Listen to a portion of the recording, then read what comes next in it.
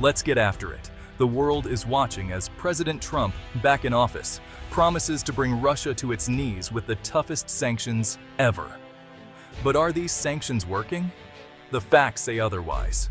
The Russian ruble, once dismissed as worthless, is now one of the best-performing currencies against the dollar. Washington expected to cripple Moscow's war machine, but instead, a paradox has emerged. Trump doubled down on sanctions, targeting everything from energy exports to Russian banks. Yet, the ruble is thriving, not just surviving. How? When the West tried to isolate Russia, Moscow turned east, forging new alliances and bypassing the dollar. Russia now sells oil and gas for yuan, rupees, and dirhams, money that props up the ruble and funds its ambitions, all out of America's reach. This is more than a currency story. It's a warning shot. The US once controlled the global financial system, but the ruble's strength signals that era may be ending. The unipolar moment, where America dictated terms, could be closing. The question, is anyone in Washington listening before it's too late?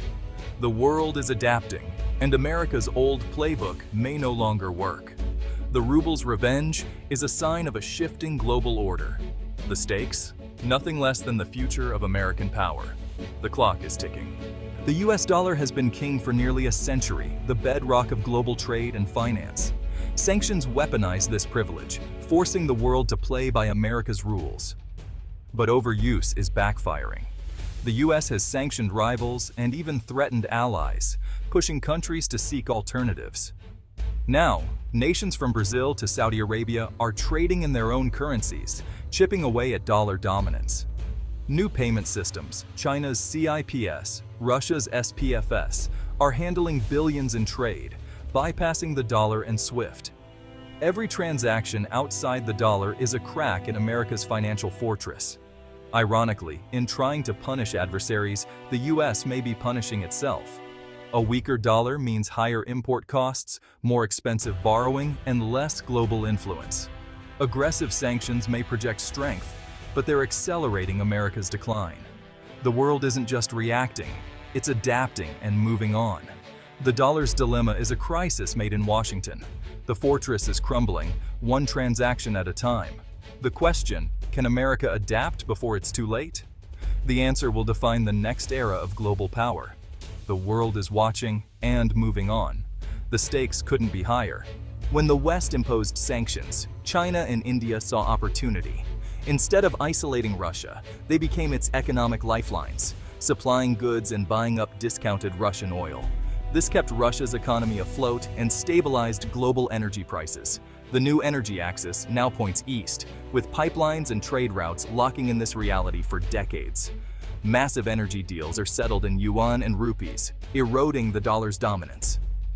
China and India have shown there's a world outside the dollar system. Their actions embolden others to diversify and hedge against American power. The message: the era of unquestioned US leadership is over. New powers are writing their own rules.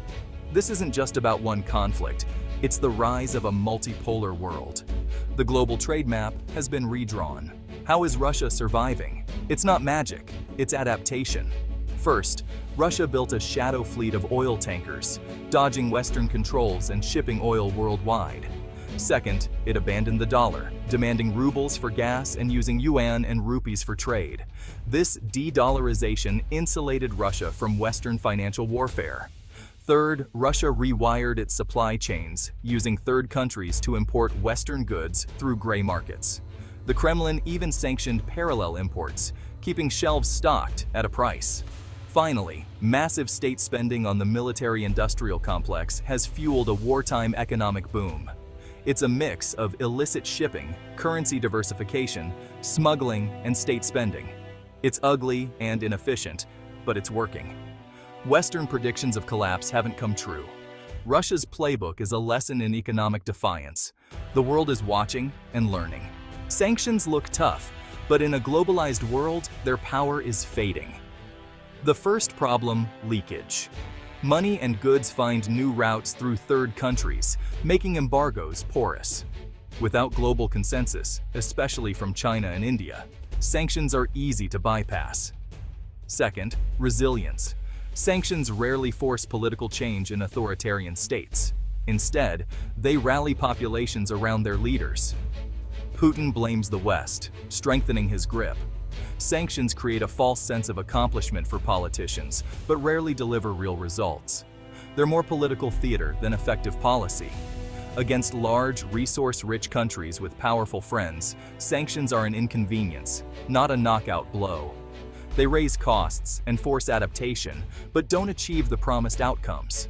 The illusion of power is comforting, but dangerous. Real foreign policy requires more than tough talk. The world is moving on.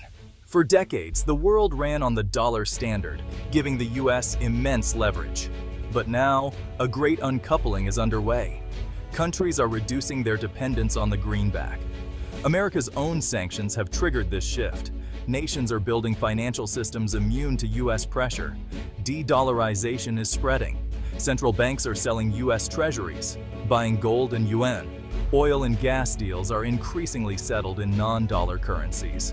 Bilateral currency swaps are cutting out the dollar middleman. Each step chips away at the post-World War II economic order. The dollar's dominance is a pillar of American power, but it's eroding. As the world moves away, US influence will shrink. The great uncoupling is slow, but it's real. America must adapt or risk being left behind. President Trump faces a dilemma. His sanctions on Russia aren't working, largely because of China's support. The logical next step, sanction China. But that's a dangerous move. The US and Chinese economies are deeply intertwined. Sanctioning China would trigger a global recession and sky-high inflation. This is the sanctions trap. To succeed, the policy must escalate to a level that would devastate the US economy. China knows this and is betting Trump won't risk all-out economic war. So, Beijing keeps supporting Russia, undermining US policy and strengthening its own global bloc. Trump is stuck. Do nothing and look weak, or escalate and risk catastrophe. The limits of American power are exposed. The world is too interconnected for simple solutions. The old playbook no longer works. China is calling Washington's bluff and winning. The sanctions trap is real. Here's the big question. Can the US still set the rules for global trade and finance? For decades, the answer was yes. America built the system, controlled the currency, and wrote the rules. But the events of 2025 force us to reconsider. Russia's resilience, the rise of the ruble, China and India's new economic bloc, and the global move away from the dollar all point to a deeper shift. The unipolar moment is over. We're in a multipolar world. America is still a superpower, but not the only one that matters. It can't dictate terms and expect compliance. It must negotiate and compete. Weaponizing finance has backfired, accelerating the search for alternatives. In trying to preserve dominance, America may have hastened its decline. The challenge for US leaders is to recognize this new reality. The old playbook is obsolete. Relying on unilateral sanctions in a world building resistance is a recipe for failure. The question is no longer how America can force the world to follow its rules, but what role it will play in a world where it's not the sole rulemaker. Acknowledging this shift isn't weakness. It's the first step to a smarter strategy. The world has changed. America must change with it. The future of American leadership depends on it.